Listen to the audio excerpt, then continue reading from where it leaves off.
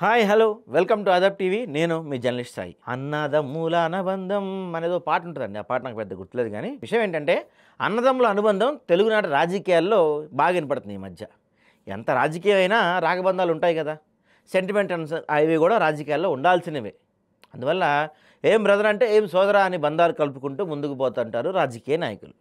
అయితే ఇక ఇప్పుడు ఈ మన తెలుగు రాష్ట్రాల్లో చూస్తే కల్వకుంట్ల వారి కుటుంబానికేమో వైఎస్ జగన్తో మంచి ఫ్రెండ్షిప్ ఉంది. జగన్ ప్రమాణ స్వీకారానికి కేసీఆర్ తెలంగాణ సీఎం హోదాలో వచ్చి మరీ ఆయన బ్లెస్సింగ్స్ ఇచ్చిపోయారు.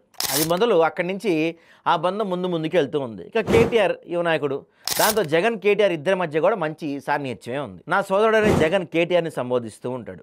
ఆయన జగన్ గురించి తన అభిమాన మీడియా ముఖంగా కూడా చాలాసార్లు చెప్తూనే ఉన్నారు.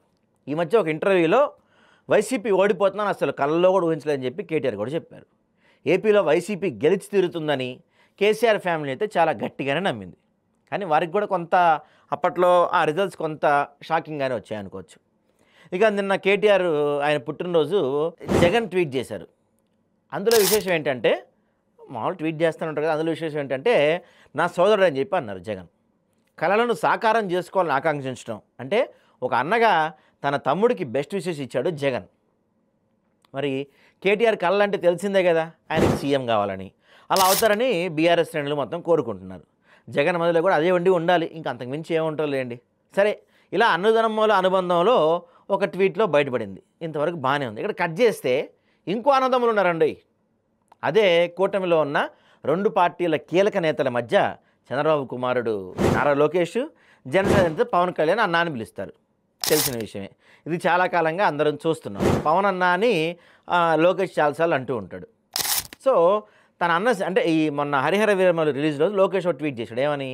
పవన్ అన్న సినిమా కోసం తాను అందరిలాగే ఎంతో ఇంట్రెస్ట్గా వెయిట్ చేస్తున్నా అని చెప్పారు. ఇక మంత్రివర్గ సమావేశానికి వచ్చిన పవన్ని లోకేష్ హగ్ చేసుకొని మరి తన తమ్ముడి వాత్సల్యం చూపించారు. పవన్ సైతం లోకేష్ని తమ్ముళ్ళనే భావిస్తారు. ఇలా ఇద్దరి మధ్య అనుబంధం ఒక మంచి అన్నదమ్ముల బంధం అని చెప్పాల్సింది. అది ఇక్కడ మరో విశేషం ఉందండోయ్. జగన్ని తన అన్నగా, లోకేష్ని తన తమ్ముడిగా భావించే కేటీఆర్ పుట్టినరోజు వేళ లోకేష్ ఆయన్ను గ్రీట్ చేస్తూ ఎందుకు ట్వీట్ చేయలేదు? మొన్న ఏదో చీకట్లో కలిసాడన్నారుగా.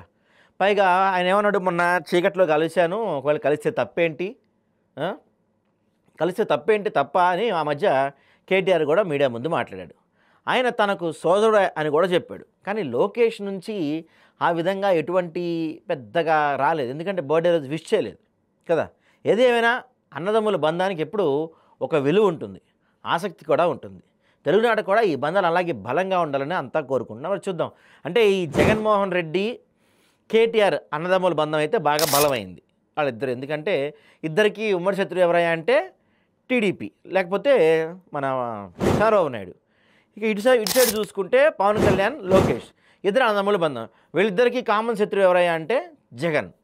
కేసీఆర్ పైన కూడా శత్రుత్వం ఆబ్వియస్లీ ఉంటుంది. కాబట్టి రేపు రాజకీయాలు ఎలా మారినా, పార్టీలు ఎలా మారినా ఈ అన్నదమ్ముల బంధం బలంగా ఉంటుందా, ఒకళ్ళనొకళ్ళు విమర్శించుకునే పరిస్థితులు వస్తాయని కూడా చూడాలి మరి.